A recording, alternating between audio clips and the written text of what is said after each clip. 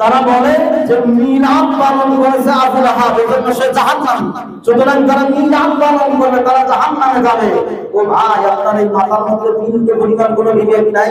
তার কারণ খেয়াল করেন, আবু লাহাব তো জাহান্নামে যাবে, এটা তো আল্লাহ বলি, কারণ তার ঈমান নাই। জান্নাতে যাওয়ার জন্য ঈমান লাগবে। এখন এই লোকজন ঈমান আনতো তাহলে সে অবশ্যই জান্নাতে থাকতো।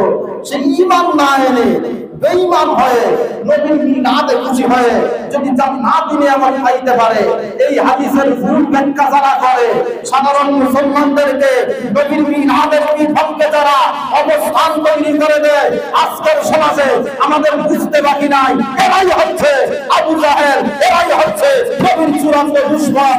আওয়াজ দিয়া বলতে হবে ঠিক না? আজকে যারা হক্কানি ওলি আল্লাহদের দরবার সহ্য হয় না, যাদের হক্কানি পীর মাশায়েখ সহ্য হয় না, তারা এই দেশের বড় বড় মাজারগুলোকে টার্গেট করে, যারা ওলি আল্লাহদেরকে অপমান করে। সহিহ বুখারীর মধ্যে আল্লাহ বলেছে হাদিসে কুদসির আলোকে, মান আদানি ওলিয়ান ফাকাদ আযানতুহু বিল হারবে, যারা ওলি আল্লাহর দুশমনি করে আল্লাহ তাদের বিরুদ্ধে স্পষ্ট যুদ্ধের ঘোষণা দিয়েছে।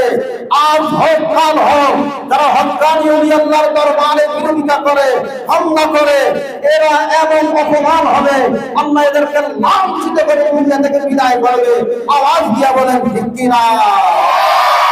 আহলে সুন্নাত ওয়াল জামাতের আকীদা হচ্ছে হক্কানি ওলি আল্লাহর দরবার থাকবে, মাজার থাকবে, এখানে কোরআন সুন্নাহের আলোচনা চলবে, মানুষ জিয়ারত করবে। কেন করবে? মুসলিম শরীফের হাদিসের মধ্যে নবী বলেছে, আন বুরাইদা রাদিয়াল্লাহু তাআলা আনহু قال رسول الله صلى الله عليه وآله وسلم كنت نهيتكم عن زيارة القبور فازوروها فإنها تذكر الآخرة। আমার নবী বলেছে কবর জিয়ারত করতে, মাজার জিয়ারত করতে নিষেধ করেছি, এখন আবার জিয়ারত করার আদেশ দিচ্ছি। তার কারণ জিয়ারতের মাধ্যমে কলিজা ঠান্ডা হয়, মৃত্যুর কথা মনে হয়।